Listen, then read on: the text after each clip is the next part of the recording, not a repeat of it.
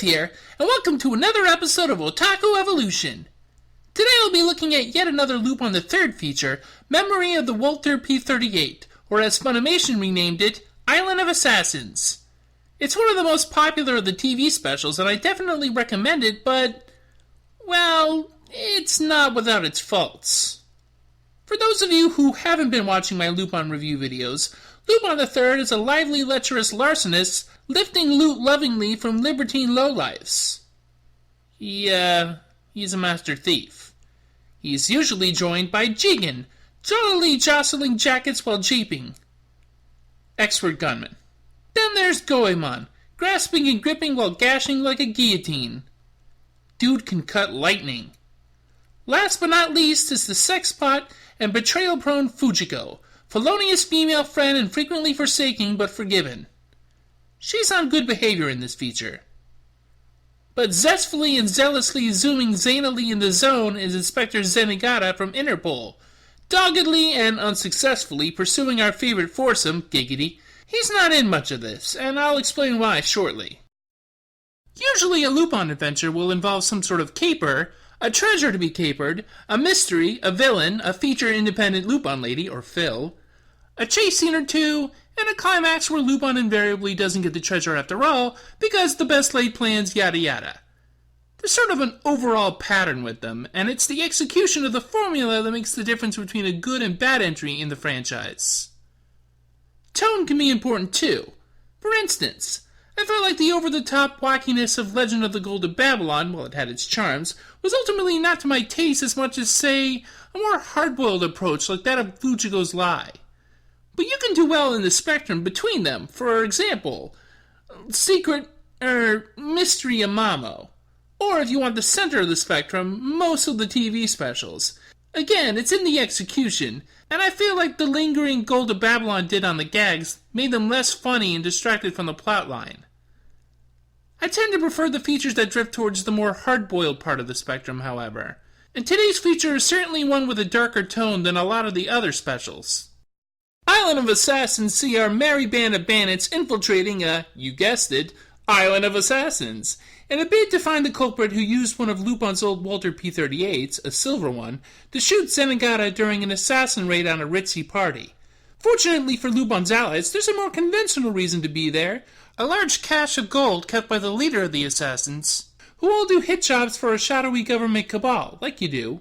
Lupin is captured and forced to wear the poison spider mark that means he can only leave if he breathes the gas the island produces.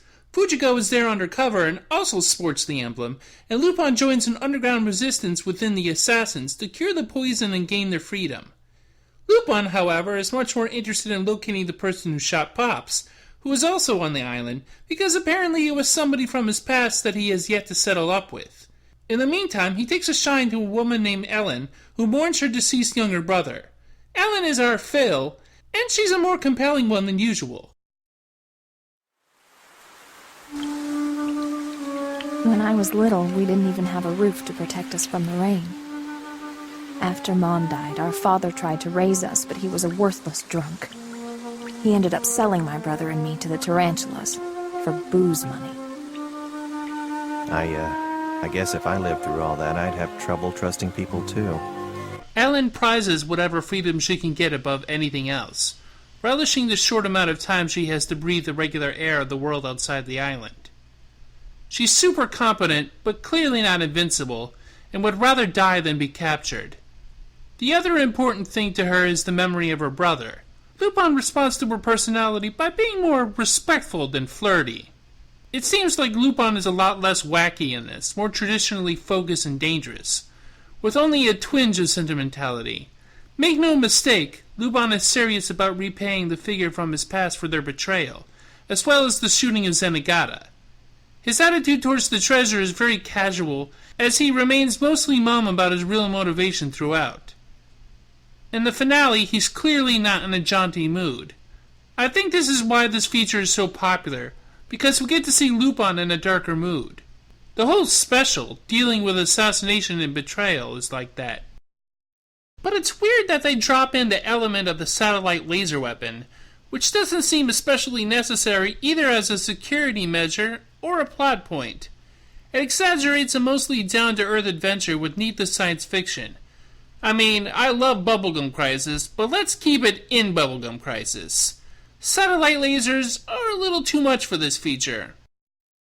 Another problem, and the biggest fault of the special, is the lack of balance in the utilization of Lupin characters.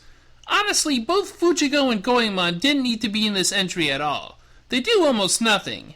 Using Goemon just right is especially hard, given his overpowered nature, but they downplay him so much that he may as well not even be there.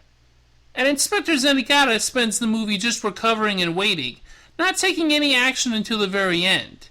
I know he was just shot, but then keep him in a coma until the end instead of having him regain consciousness and then do a lot of nothing. Again, other than being shot by the Silver Walter, what exactly is Pops' purpose in the narrative? I hate saying this, but not every Lupin feature needs to have all of the gang. And if the writer or writers think a special should, then use them. Don't just show us them. Even Jigen is sort of superfluous and is just there for Lupin to talk to until he meets Ellen. Lupin used to go on solo missions in the original manga frequently, so just have him do that if you can't think of anything for the characters to actually do while Lupin does what he does. Mystery Amamo, Fuma Conspiracy, and my favorite TV special, Episode 0 First Contact, all give the main characters plenty to do. Most of the best Lupin entries do. Cagliostro gets a pass because of its pure craftsmanship. But what about Island of Assassins? Well, it gets sort of a pass. Again, I like it, a lot. So I can overlook a lacking character balance. I just wish it was better. That said, Island of Assassins has an interesting story, some decent action, and an appealing tone, for me. While I wouldn't rate it as high as some of the aforementioned titles, it's one of the good Lupin features and deserves a view from any Lupin fan or potential one. You can get this one on Blu-ray now from Discotek Media, and I imagine it looks much better than the clips I use here. Pick it up if you have the chance.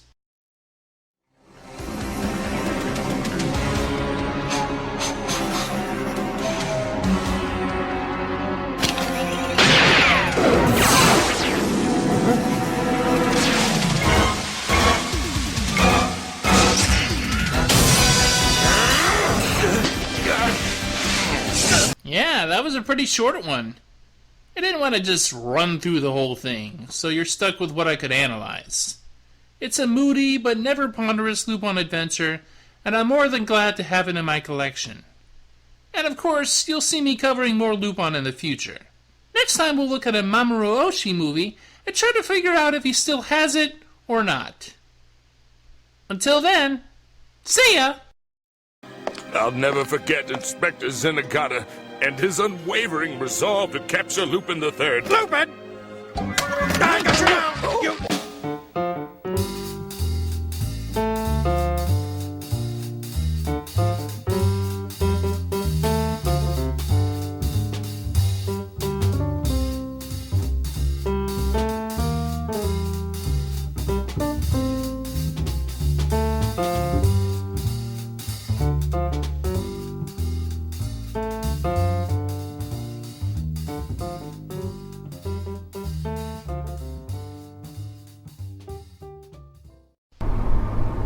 You said you had something for me.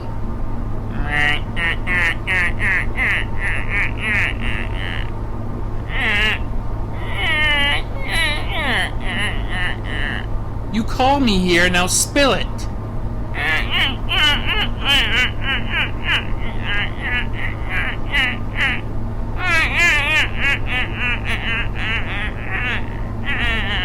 Active how? Just tell me.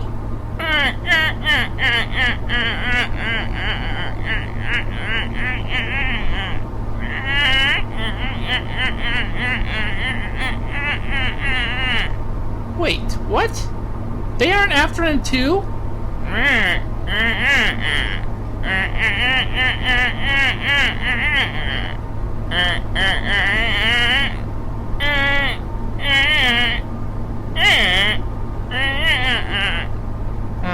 Right. I read that his father trained both of them to be assassins. But the sister dropped out of sight. How is that even possible in this day and age?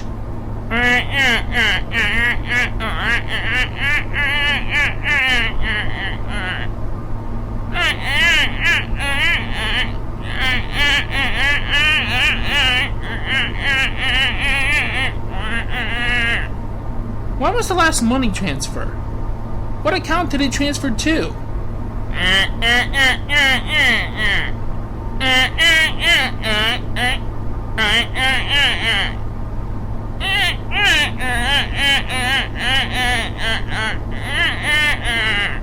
I see. Well, keep me updated. Maybe she'll know something about his whereabouts.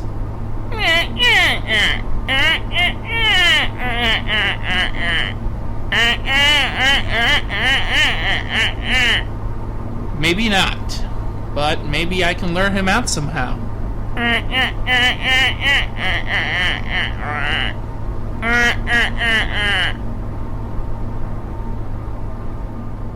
Really need to get these lights fixed.